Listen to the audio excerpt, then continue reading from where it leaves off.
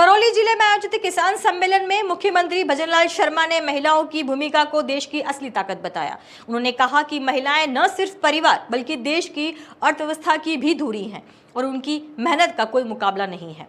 टोडा भीम के नांगल शेरपुर में आयोजित इस कार्यक्रम में सीएम ने कहा कि महिलाएं घर के प्रबंधन से लेकर खेतों में कड़ी मेहनत तक हर जिम्मेदारी निभाती हैं। उन्होंने जोर देकर कहा कि अगर महिलाएं आगे बढ़ेंगी तो देश भी तेजी से आगे बढ़ेगा।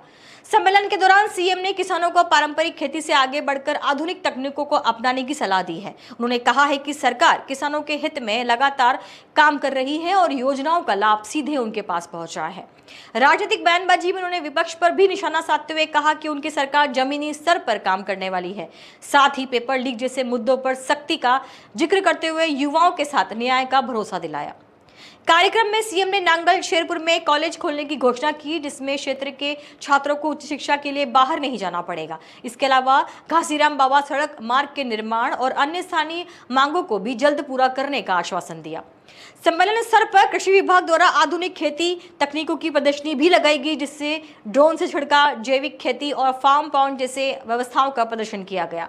कार्यक्रम में बड़ी संख्या में किसान और ग्रामीण मौजूद रहे। वहीं सुरक्षा के लिए भारी पुलिस बल तैनात किया गया। मेरे युवा भाई बहनों को कहना चाहता हूं, मन लगा करके पढ़िए, माता पिता के विश्वास को जीत करके पढ़िए, क्योंकि हर माता पिता की तमन्ना होती है कि मेरा बेटा मेरी बेटी पढ़े, आगे बढ़े, वो मेरे जीवन में मेरा साथी बने और मेरे परिवार को आगे बढ़ाए। इसलिए मैं मेरे युवा भाई बहनों आपसे भी कहना चाहता हूं और माताओं से भी कहना चाहता हूं, मेरे बुजुर्ग ताऊ और काकाओं से कहना चाहता हूं, आप पूरी तन्मयता के साथ लगिए। लोग तो आपके पास आएंगे, कई तरह के सपने दिखाएंगे। कोई आरक्षण का नाग अलापेगा, कोई कौन सा राग अलापेगा, लेकिन अगर विकास होना है तो देश के यशस्वी प्रधानमंत्री नरेंद्र मोदी जी के नेतृत्व में होना है।